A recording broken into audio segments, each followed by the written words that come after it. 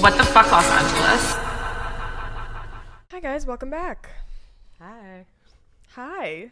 Today, as our guest, we have one of my dear friends, Hollis. Hi Hollis, welcome. Hi. Thank you guys so much for having me. Thank you so much for coming. We're really excited to have you. Yeah, Hollis is this wonderful woman who is a female director, which is so fucking awesome. Yeah, tell us about that.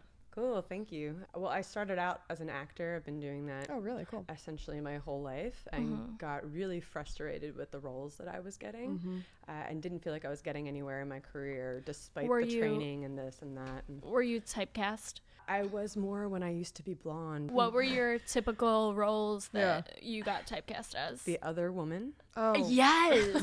I'm the other woman all the time, and I've never been blonde. I'm always distressed. I'm always woman in distress. Totally. Bartender, one of the guys, other woman. Lesbian. Lesbian with you. Yes. That's how we met. That's how we actually. met. Wow, really? I'm always cast as the other woman and a lesbian, and luckily, lesbian with her. See? So, And now friends. Yes. Friends, totally. 2012, I made my first short film, and that's sort of what snowballed the whole thing. It was a piece that was really dear to me. It helped me cope with some pretty intense time in my life. Oh, wow. So I wrote it, and it was the first time I, made my own piece. So from there, it kind of snowballed and started directing and making What was that short piece about? film. It's called Valediction. It's a story about a woman coming over a loss. She and her boyfriend, like their relationship should have been well passed over. He dies in the Been beginning there. of the movie. Oh my God. Yeah, Been and there. she tries to save the relationship with his rotting corpse. have not been there. Wow, And that sounds really intense. he Wow. reanimates throughout the whole film, so you realize that it's her own psychosis that she's dealing with and trying to decide, can I bury the past in the yard, or am I going to continue to save something that's not really there? That sounds really amazing, That actually. sounds Thank you. super Yeah. good. Thank you. Where can you find that? I have that one hosted up on Vimeo. Oh, that's amazing. So Thank so you. you've traveled from, or not traveled, but you've gone from. It's been a travel. I'm sure, yeah, some sort of, yeah. So I started as an actor and then produced. Are you wrote from that. out here? No, I'm from Pennsylvania. Okay. But I'm currently in development of my first feature film, and Wow. that I'll be directing back in Pennsylvania. So Oh, it's kind wow. of come full circle. Yeah, that's really awesome. Super cool. Yeah. How long have you lived out here? I've been here 10 years. Wow. Nice. Yeah, You had a wow. couple years on us. Oh my gosh. Well, that's what's so nuts is everybody always kind of talks about like LA. It takes, at least 5 years to just find your feet here. Oh, for Yeah. sure. And 10 years to start your career. Yeah. Which is nuts because I've been hustling so hard as an actress from, the beginning, and I'm still acting, but it's definitely my writing and directing, producing that seems to be what's really taking off, and I need to follow. Do you Follow that act journey. in what you direct and write? Most of my projects, yeah. I've directed some projects for other people as well, but really majority cool. wise, I've, built myself the Right. kind of roles Yeah. that I wanted to play. So cool. that you get to determine your typecast. Yeah, exactly. Yeah. And I felt like my own skill level kept growing and growing and growing, and the parts I was getting were not. So this was a way to kind of fill that gap. Wow, that's Yeah. really cool. Yeah. I also feel like, I don't know if this is the same with you, but if I don't have a role of me playing a part, then people that are doing casting are like, you can't do that part. That's so true. And They want to it's- see clips, or people don't really do a reel anymore when you're submitting for casting. It's they want Really? clips. Yeah, Yeah. clips is the best. You want a 1 minute clip per type. Wow. So if you feel like you could be playing a mother really well, let's make yourself a clip that looks Yeah. like that and Wow. looks legit. That's Or else interesting. they're not going to cast you. If you don't have a clip of you playing this role, then they're like, but you wouldn't be able to. I think a lot of it is just the sheer quantity. It's Hollywood's so so weird. It's Yeah. true, but it's so overly saturated. There's so many, and They have so many options. there's so many options, Yeah. and race, age, sex, Totally. all of those things play into it. And being one of the largest demographics Right. out there, it's like you gotta hustle and make your own content. So do you cast your own movies then? I've cast for other people as well. Tell us one of the funniest things that you've ever Okay. seen in an audition. Maybe not necessarily funny, but it was surprising. Okay. I did casting for another friend of mine, and there was two scenes, like two pieces from two separate scenes that I wanted to see these women do. And one of my actresses came in and did her audition scene, and then when I asked, you know, I was like, okay, next one. She stopped me and did a costume change in the room. Like, and I was like, my God. What? Yeah, like turned her, I don't even know what it was, this like shirt top, and like turned it into this dress thing, and then Elsa. Yeah. And I was like, I think I was just, both me and my assistant were just like, What? She was like really getting into She was character. really- and Wow. and honestly, it's Did like she get the part? She did not. She did not. Sorry, babe. Yeah, but I mean, I guess it comes down, like, you do want to be so prepared. Yeah, And totally. it was Yeah. definitely, did show us that she had really thought about the role and thought about the character, and it was definitely It's something just her memorable. acting was crap. Yeah.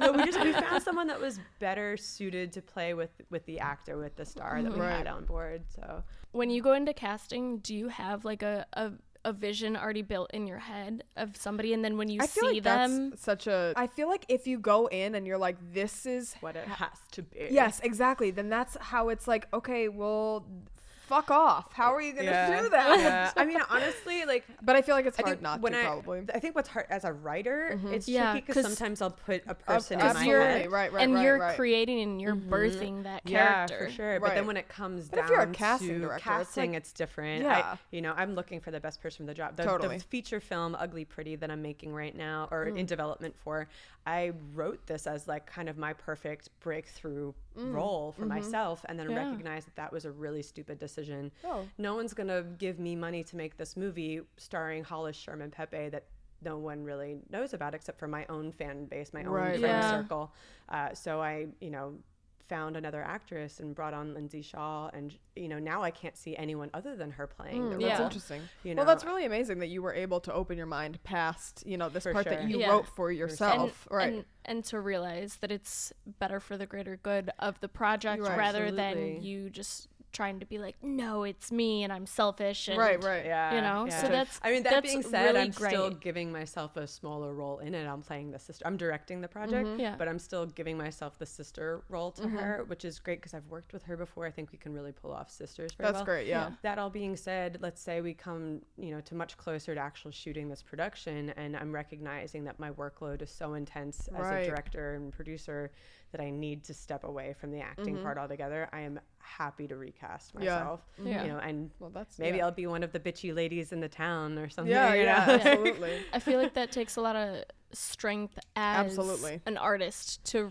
realize that. What's right for the Yeah. for Yeah. the film. What's- Yeah, absolutely. Totally. Yeah. And at the end of the day, it's like, as much as my film, my baby, Yeah, it's totally. our film, it's our project, because it takes so many Yeah. people to make. I feel like make it literally what no it one needs else to in be. Hollywood has that mindset. Throw that to everyone. Yeah.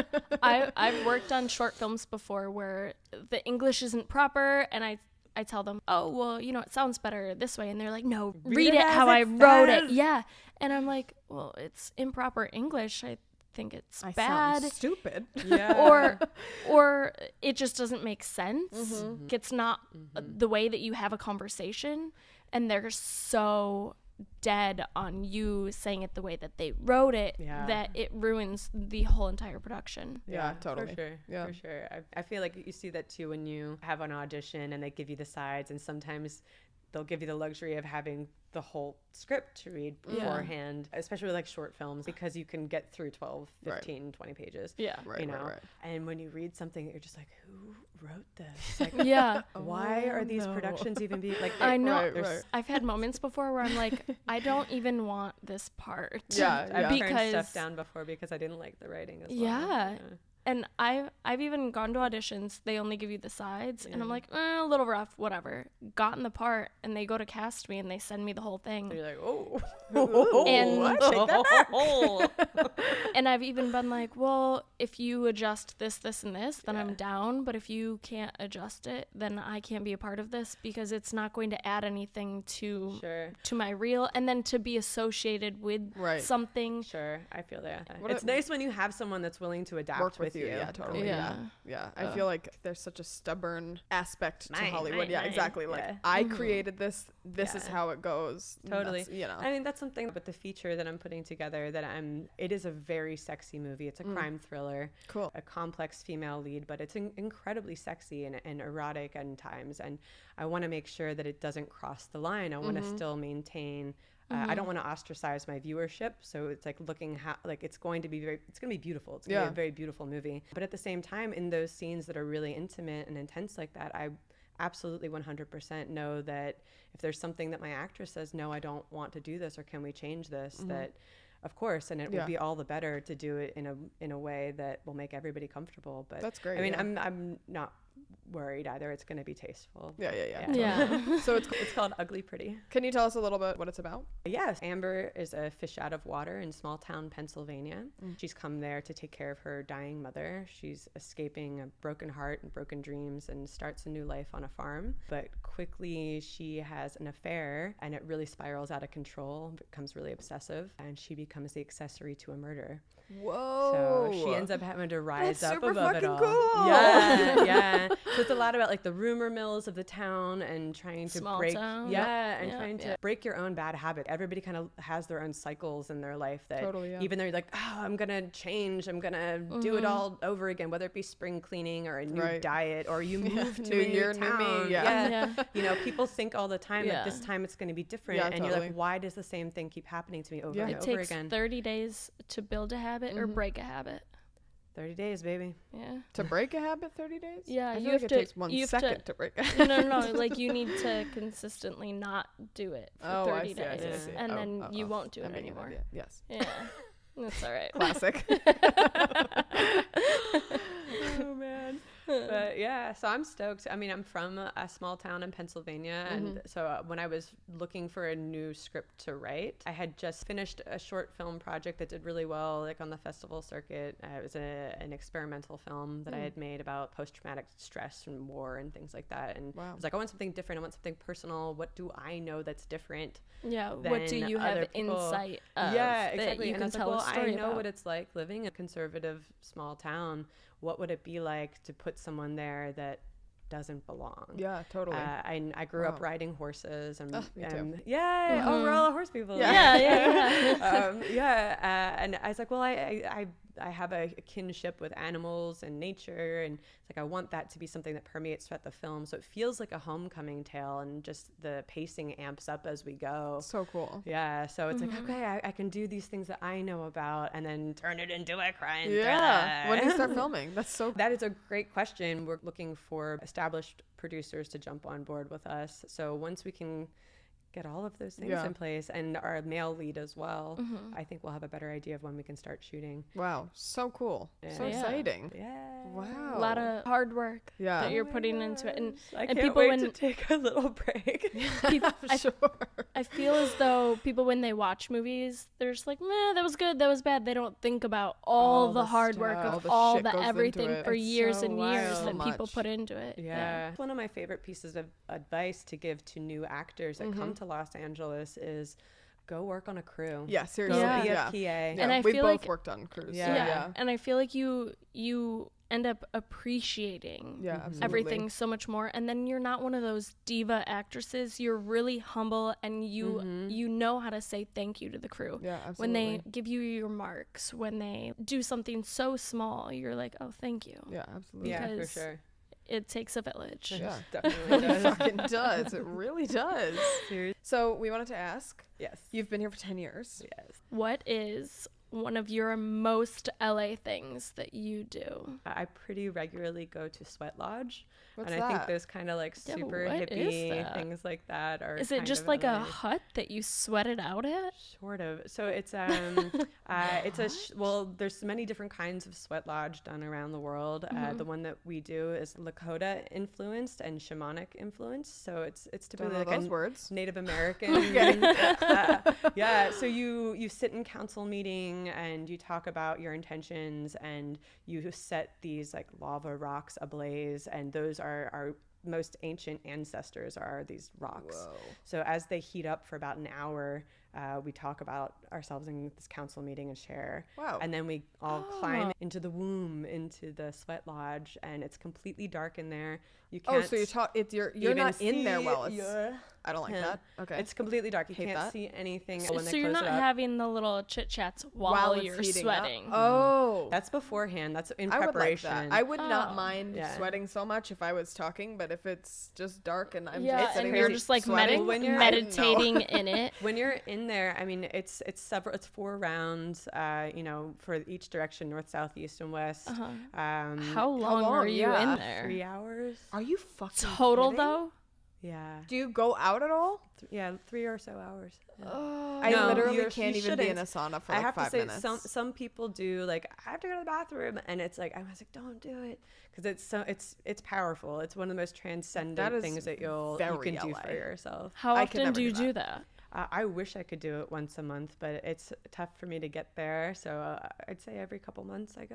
Yeah. That is a lot. Man, maybe Kaja and I will do a WTF takeover, and you can take us to a sweat lodge. Nope. It's pretty crazy. No, you like fast beforehand and drink a ton of water. Oh my god! No, I'm definitely not doing that. I would die. I'm the worst at drinking water. Yeah. I am too. I'm not. I'm but the worst. I have like blood sugar issues, so I'm like, if I have to eat. go and sit without food, could you have water in there or no? No. Okay. Nope. You drink, can't bring the anything. water until about an hour before you get inside, and then you stop so that you can not pee yourself. Yeah. But it's wild because I think what's so funny too, when you're sitting in there, you're sitting like on a little mat. And there's How hot dirt is on it the in there? Hot. Fuck that. Hot. It's difficult. I mean, no matter. I've done it. Oh yeah, we do prayers. We sing Native American songs. We do so you're not just in there in silence, meditating, just thinking about how miserable you are. Because that's what I would do. Yeah, that's what I was thinking. Every single one of us at some point in time does think about how miserable they are because it's uncomfortable. You're sitting, and especially on big occasions like a full moon or New Year's, there tends to be a ton of people that will show up. And now there's no room. How bad does it smell in there? You don't notice any smell because it just smells like earth. That's probably the most LA thing I should say. I did a breathing class. Have you ever done that? I feel like that's done like a very voice and breathing classes in college. But I did this. Is it like a yoga breathing class? Oh, okay. Yeah, it's like a breathing meditation thing. And I was like, this is so LA. That is. For 45 minutes, they have you breathe in twice and then exhale. So for 45 minutes, you're like... I don't want to do that pace. Are we in this like Lamaze I don't class? Do that.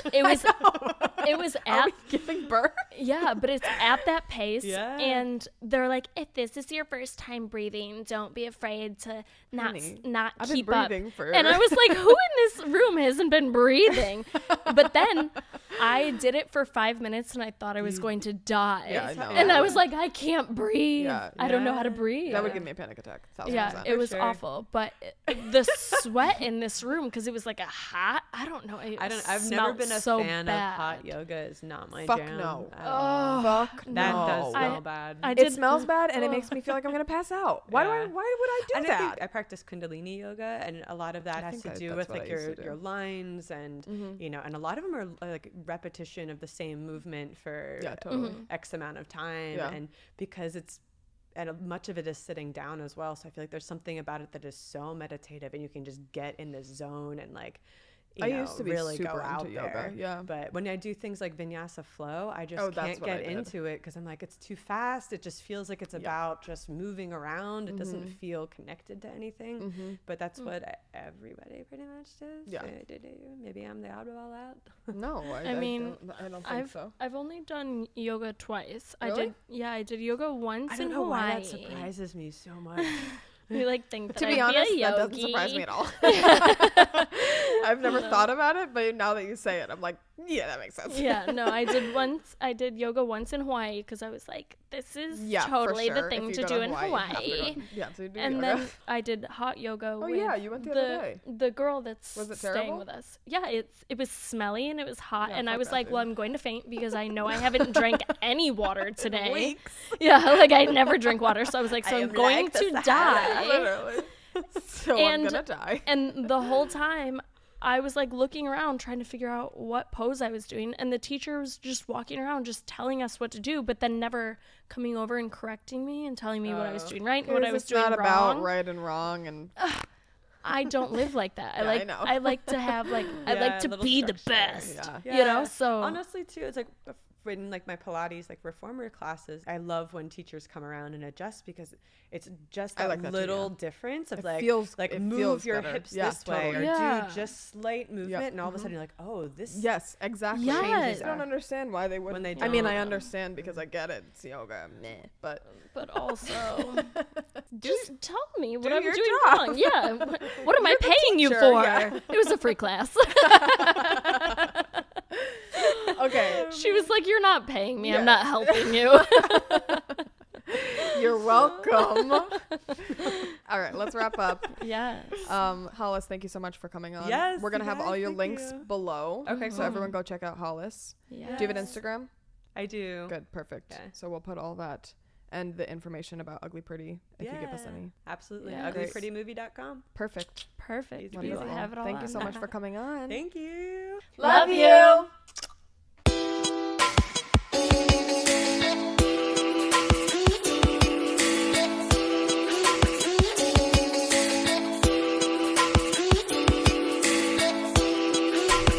What the fuck, Los Angeles?